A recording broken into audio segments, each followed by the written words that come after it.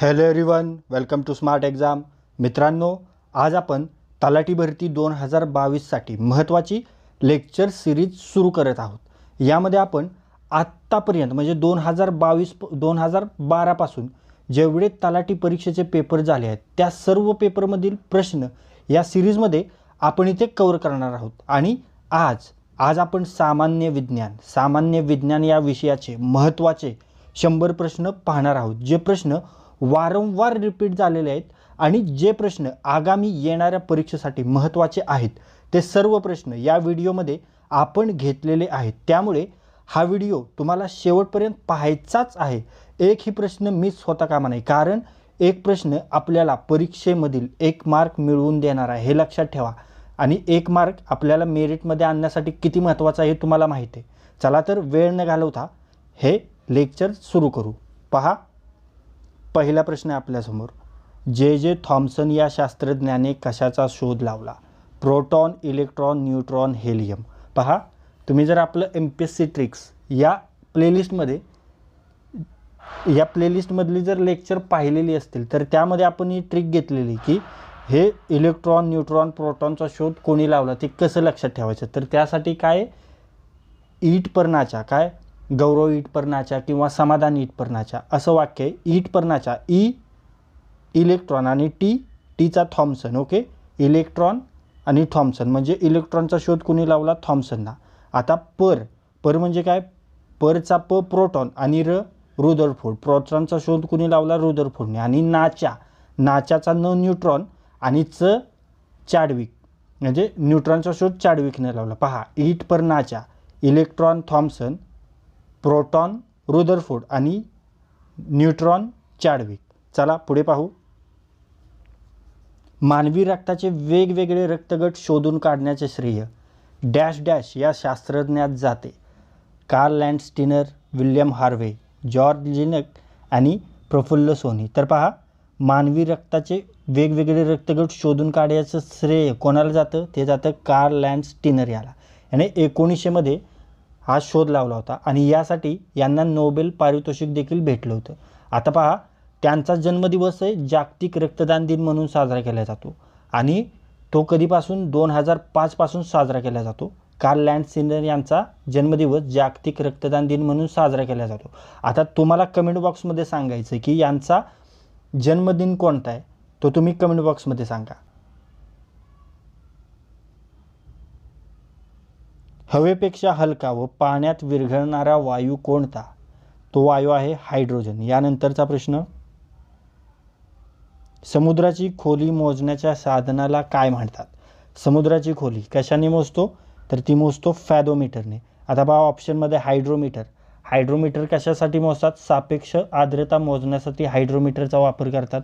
त्यानंतर एक हायग्रोमीटर देखील आहे. तर हायग्रोमीटर कशासाठी? हवेतील पाण्याच्या बाष्पाचे प्रमाण मोजण्यासाठी. आणि हायड्रोमीटर सापेक्ष आर्द्रता मोजण्यासाठी. अल्ट्रो झालं इथं, अल्टिमीटर आहे. अल्टिमीटर आपण कशासाठी मोजतो?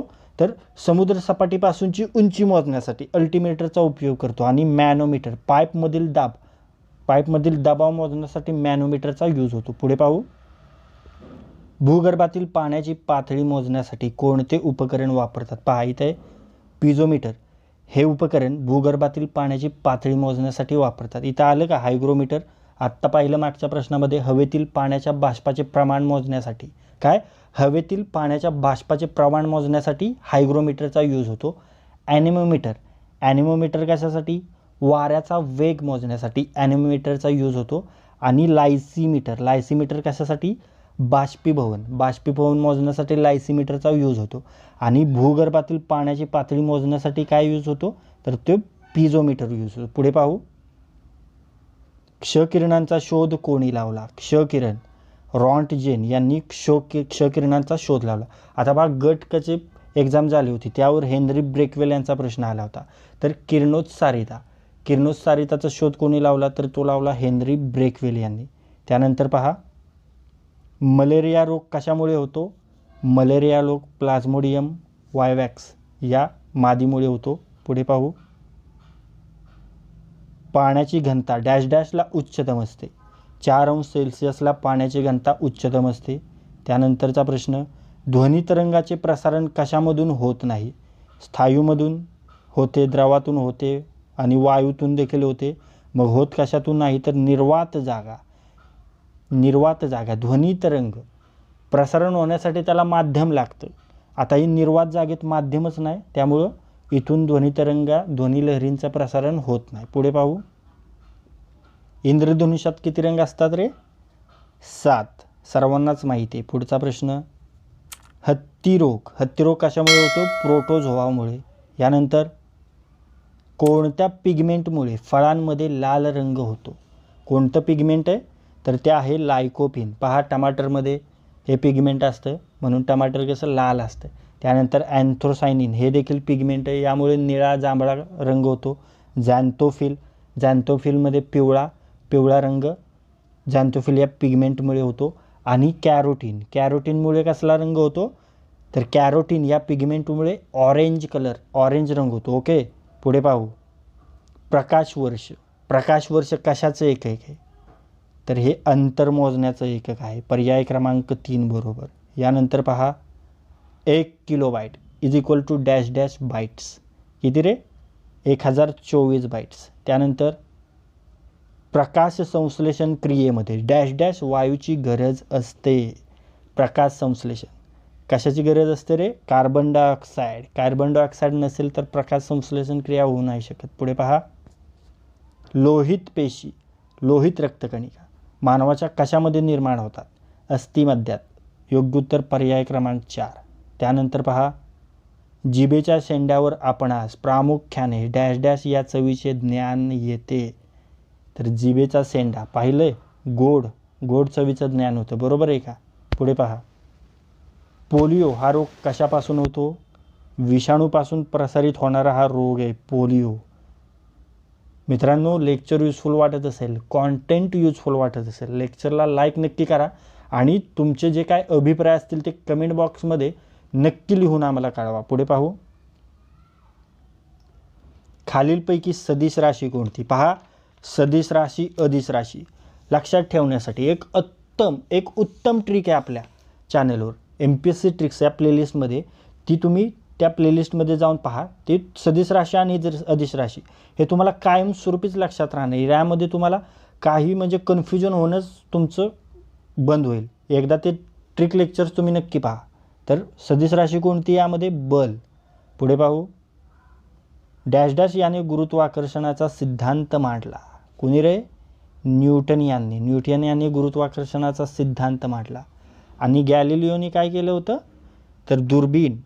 त्यांचं फर्स्ट इन्व्हेन्शन होतं गॅलिलिओनचं. काय? दुर्बीण. आणि कधी? 1609 साली. पुढे पाहू. पहा, गोवर हा रोग कशामुळे होतो? तर हा देखील विषाणूमुळे होणारा रोग आहे. पुढे पाहू. आता पहा, उत्क्रांतीवादाचा सिद्धांत. उत्क्रांतीवाद कोणाचा आहे सिद्धांत? हा आहे डार्विनचा सिद्धांत. आणि मेंडेल काय?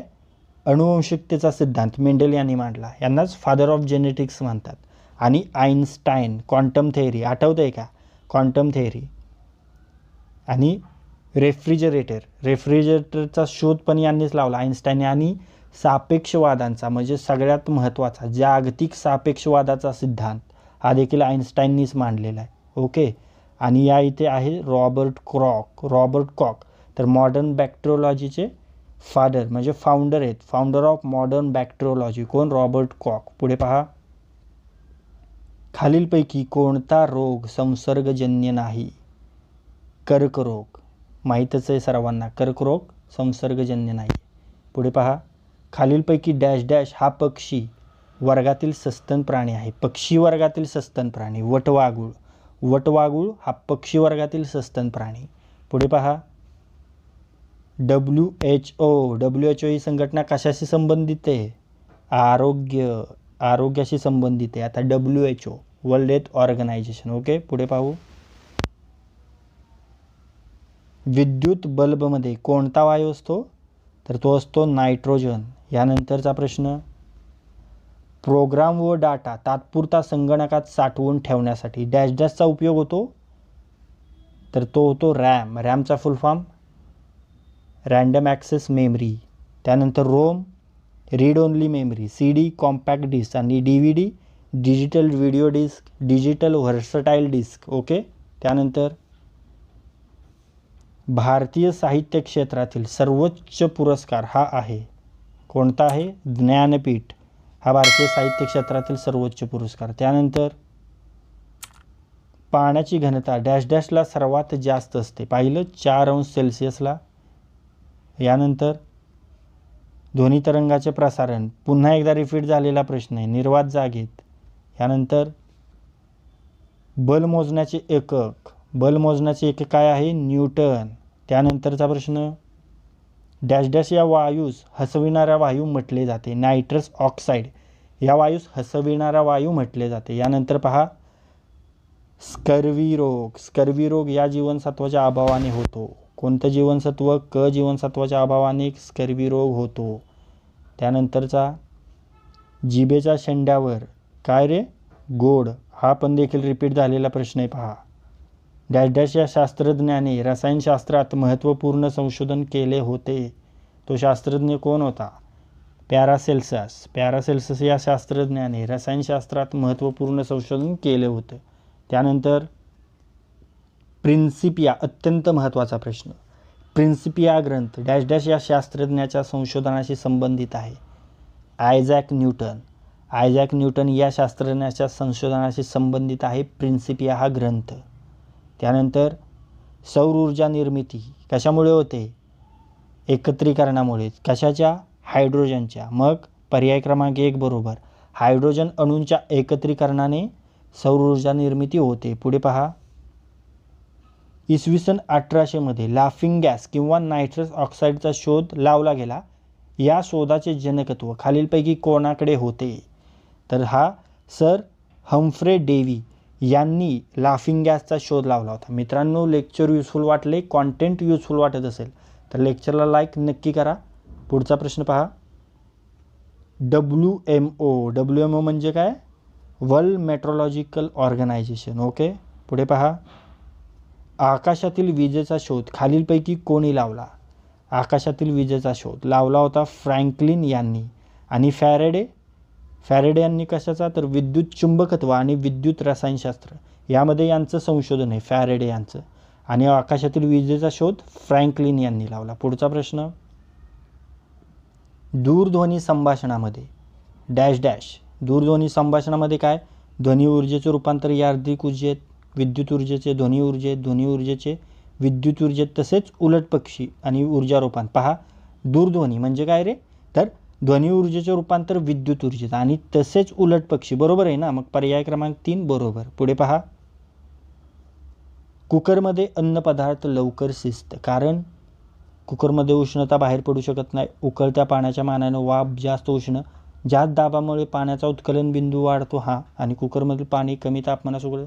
पर्याय क्रमांक 3 जास्त दाबामुळे पाण्याचा उत्कलन बिंदू वाढतो आणि त्याचमुळे कुकरमध्ये अन्नपदार्थ लवकर शिजतात. पुढचा प्रश्न आहे कागद पाण्यावर तरंगतो का? कारण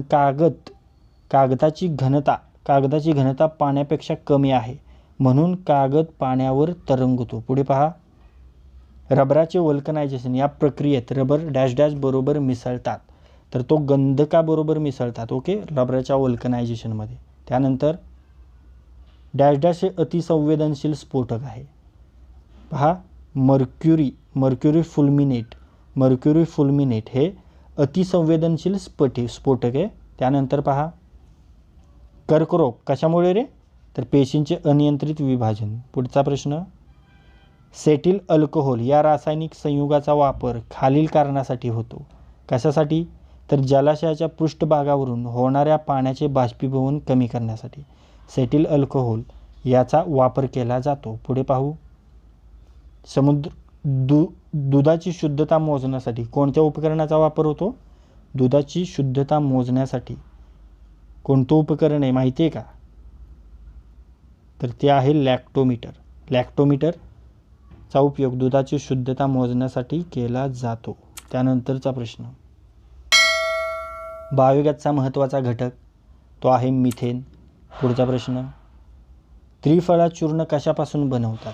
त्रिफळा ऐकलंय ना? त्रिफळा चूर्ण तर तो हिरडा, आवळा आणि बेहडा यापासून त्रिफळा चूर्ण बनवतात. त्यानंतर पहा अनुवंशिकतेचा सिद्धांत. अनुवंशिकतेचा सिद्धांत कोणी मांडला? पाहिलं आपण मेंडेल यांनी अनुवंशिकतेचा सिद्धांत मांडला. त्यानंतर आहे डार्विनांनी काय केलं? उत्क्रांतीवादाचा सिद्धांत मांडला. हे देखील आपण पाहिलेले. त्यानंतरचा प्रश्न, जगप्रसिद्ध सापेक्षता सिद्धांत कोणी मांडला? हे देखील आपण पाहिलंय. जगप्रसिद्ध सापेक्षता सिद्धांत कोणी मांडला? आइन्स्टाईन यांनी मांडला आहे ना.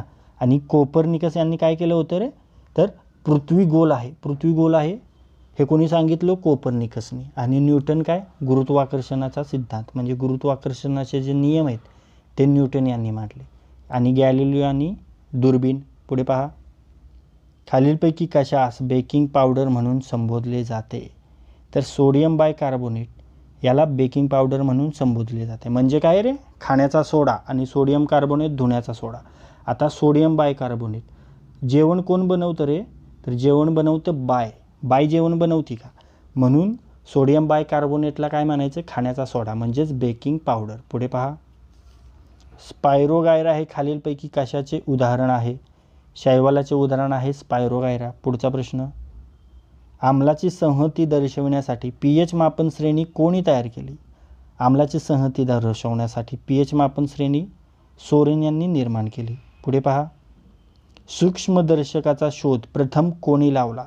सूक्ष्मदर्शक झकॅरियस जॉन्सन यांनी लावला. पुढीलपैकी कोणता रस जठराच्या भित्तिकेमध्ये स्त्रावत नाही? तर हायड्रोक्लोरिक आम्ल हे स्त्रावतं. पेप्सिन हे देखील, टायलिन नाही, अम्युकस देखील स्त्रावतं. टायलिन हा जठराच्या भित्तिकेमध्ये स्त्रावत नाही. पुढे पहा, न्यूटनचा गतिविषयक कोणता नियम संवेग परिवर्तनाचा नियम म्हणून ओळखला जातो? तर तो आहे दुसरा नियम. पुढे, प्रतिध्वनी ऐकू येण्यासाठी ध्वनीच्या स्रोतापासून परावर्तनशील पृष्ठभागापर्यंतचे अंतर कमीत कमी किती असले पाहिजे? किती असायला हवे? 17.2 मीटर असायला हवे. ओके. पहा, निळ्या लिटमस पेपरला अंमलात बुडविल्यास काय होईल? तर त्याचा रंग कसा होतो रे? तर त्याचा रंग लाल होईल. ओके. निळा लिटमस पेपर अंमलात बुडवल्यास त्याचा रंग लाल होतो. यानंतर पहा, अनुवंशिकतेचा सिद्धांत किती वेळा रिपीट झालेले प्रश्न आहेत, फिरून फिरून विचारलेले आहेत. मेंडेल यांनी मांडला. पेशीचा शोध कोणी लावला? तर तो लावला रॉबर्ट हुक यांनी. आणि फ्लेमिंग यांनी राईट हँड रूल दिला होता. आणि एडवर्ड जेन्नर, अत्यंत महत्त्वाचं नाव आहे. देवीची लस कोणी शोधली? तर ती एडवर्ड जेन्नर यांनी. चला, मनुष्यामधील गुणसूत्रांची संख्या किती असते? किती असते रे? असते 46. बरोबर. यामध्ये किती जोड्या असतात? 23 जोड्या असतात. 22 जोड्या असतात नंबर क्रोमोझोम आणि 23वी जोडी असते सेक्स क्रोमोझोम. त्यानंतर भोपाळ वायू दुर्घटनेमध्ये खालीलपैकी कोणत्या वायूची गळती झाली होती? भोपाळ वायू दुर्घटना कितीची रे? 3 डिसेंबर 1984 सालची. आणि गळती झालेला वायू कोणता? तर मिथिल आयसोसायनाइड. आणि कंपनीचं नाव काय? Union Carbide company. कोणती? Union Carbide company. पुढे पहा, एंडोसल्फान हे खालीलपैकी काय आहे? एंडोसल्फान कीटाणुनाशक आहे. ओके. पुढे पहा, अलीकडच्या काळात महाराष्ट्रात ऊसावर मोठ्या प्रमाणात पडलेल्या किडीचं नाव कोणतं होतं? हा 2014चा प्रश्न आहे. सांगली तलाठी भरतीचा.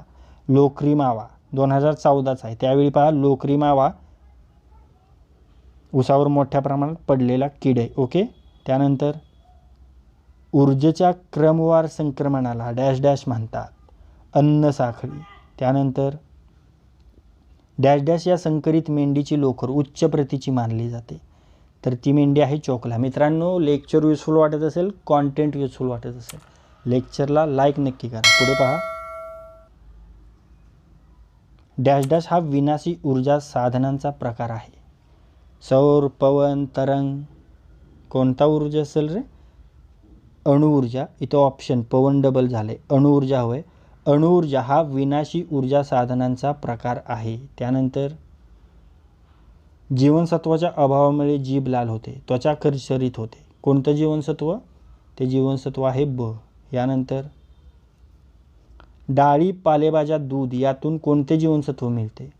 डाळी पालेभाज्या दूध यातून मिळतं ब जीवनसत्व. त्यानंतर खालीलपैकी कोणती क्रिया प्रतिक्षिप्त क्रिया नाही? चिंच बघताच तोंडाला पाणी सुटते, हा साहजिक आहे.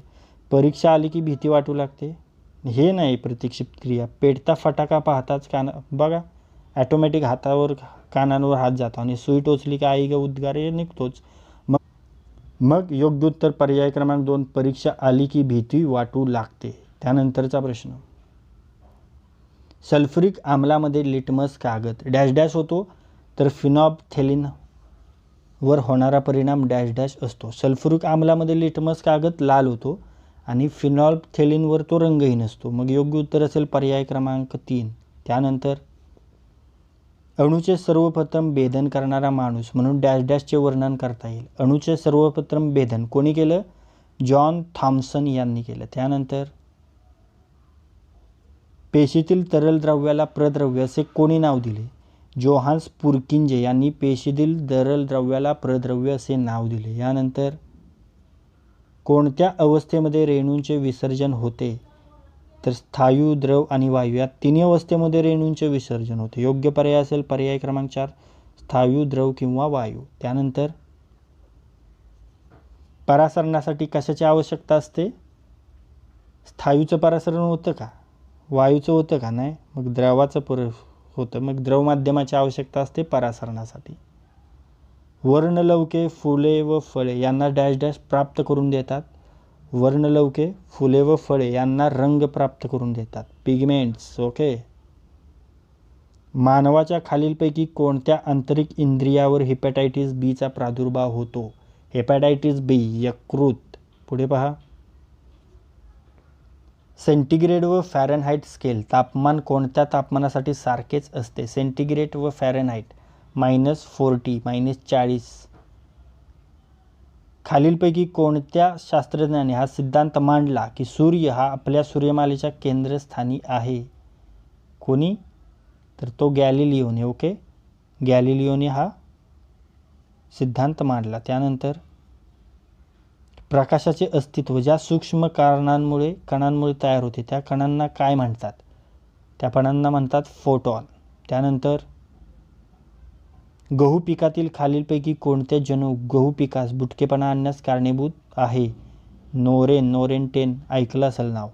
पुढे पहा, डॉट्स हा उपचार कोणत्या रुग्णासाठी आहे? हा उपचार आहे क्षयरुग्णांसाठी.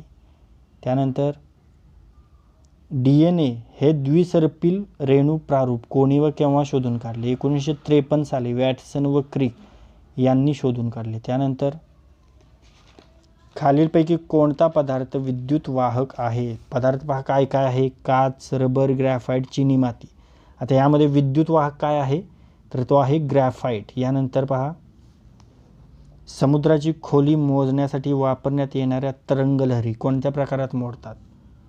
तर त्या तरंगलहरी असतात अल्ट्रासॉनिक. यानंतर पहा, खालीलपैकी सर्वात उत्तम विद्युत वाहक लाकूड, लोकर, चांदी, रबर. तर यामध्ये योग्य उत्तर पर्याय क्रमांक 3 चांदी. मित्रांनो, लेक्चर युजफुल वाटत असेल, कॉन्टेंट युजफुल वाटत असेल, लेक्चरला लाईक नक्की करा आणि आपले अभिप्राय कमेंट बॉक्समध्ये आम्हाला लिहून नक्की कळवा. पुढे पहा, खालीलपैकी कोणते खत रासायनिक खत या प्रकारात मोडत नाही? तर ते खत कोणते? कंपोस्ट. कंपोस्ट हे रासायनिक खत या प्रकारात मोडत नाही. त्यानंतर क्युसेक हे डॅश डॅश मोजण्याचे साधन आहे. क्युसेक पाण्याचा प्रवाह मोजण्याचे साधन आहे. त्यानंतर अजीवनसत्वाच्या अभावामुळे खालीलपैकी कोणता रोग उद्भवतो? रातआंधळेपणा हा अजीवनसत्वाच्या अभावामुळे होणारा रोग आहे. त्यानंतर खालीलपैकी कोणत्या पदार्थापासून सर्वात जास्त कॅलरीज मिळतात? म्हणजे प्रत्येक वेळी सारख्या आकारमानाचा कप वापरला हे गृहीत धरून कोणत्या पदार्थापासून सर्वात जास्त कॅलरीज मिळतात? आईस्क्रीम, सरबत, दूध, आंब्याचा रस. पहा, आईस्क्रीमपासून सर्वात जास्त कॅलरीज मिळतात. पुढचा प्रश्न, पित्तरसामुळे आम्लीय अन्नाचे उदासीनीकरणाचे कार्य मानवी शरीरातील कोणत्या इंद्रियात घडते? पित्तरसामुळे आम्लीय अन्नाचे उदासीकरणाचे कार्य लहान आतड्यामध्ये घडते. त्यानंतर खाण्याच्या सोडाचे रासायनिक नाव. पाहिलं रिपीट झालेलं आहे, सोडियम बायकार्बोनेट. रत्नागिरी 2014चा प्रश्न आहे हा. बुरशी ही वनस्पती खालील पर्यायांपैकी कोणत्या गटातील आहे? बुरशी मृतोपजीवी आहे. त्यानंतर 1 मीटर म्हणजे डॅश डॅशच्या अणूतून उत्सर्जित झालेल्या नारंगी लाल रंगाच्या प्रकाशाची तरंग लांबी होय. तर तो क्रिप्टॉन 86. त्यानंतर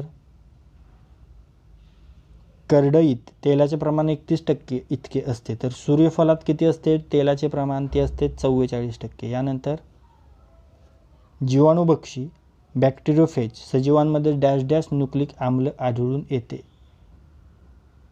जीवाणुभक्षीमध्ये DNA आढळून येते. ओके मित्रांनो, लेक्चर युजफुल वाटला असेल, कॉन्टेंट युजफुल वाटत असेल, लेक्चरला एक लाईक नक्की करा आणि आपले अभिप्राय कमेंट बॉक्समध्ये नक्की सांगा. त्यानंतर वनस्पती व कार्बन डायऑक्साईड यांचा जसा संबंध आहे तसा पशुंचा संबंध कोणाशी आहे? तर तो पशुखाद्याशी आहे. ओके, वनस्पती कार्बन डायऑक्साईड आणि पशुखाद्य. यानंतर लोखंडाच्या गॅल्वनायझेशनसाठी खालीलपैकी कशाचा वापर करतात? लोखंडाच्या गॅल्वनायझेशनसाठी जस्तचा वापर करतात. झिंक जस्तचा वापर करतात. तर मित्रांनो, या लेक्चरमध्ये आपण आत्तापर्यंत झालेल्या तलाठी परीक्षेमधील विज्ञान या विषयाचे महत्त्वाचे 100 प्रश्न पाहिले आणि महत्त्वाच्या प्रश्नांवर आपण डिस्कशन देखील केलेलं आहे, ज्याचा तुम्हाला येणाऱ्या तलाठी परीक्षेमध्ये तसेच पोलीस भरती, आरोग्यसेवक, कृषीसेवक, ग्रामसेवक यासोबतच ग्रुप सी, ग्रुप डी तसेच कंबाईनच्या परीक्षा यासाठी या लेक्चरचा तुम्हाला फायदा होणार आहे. जर हे लेक्चर तुम्हाला युजफुल वाटले असेल तर या लेक्चरला लाईक करा. हे लेक्चर आपल्या कमीत कमी 10 मित्रांसोबत शेअर करा आणि हे लेक्चर तुम्ही पहिल्यांदा जे आपल्या स्मार्ट एक्झाम चॅनलवर पाहत असाल तर आपल्या स्मार्ट एक्झाम चॅनलला सबस्क्राईब करा. तर लाईक करा, शेअर करा आणि सबस्क्राईब करा. थँक्यू.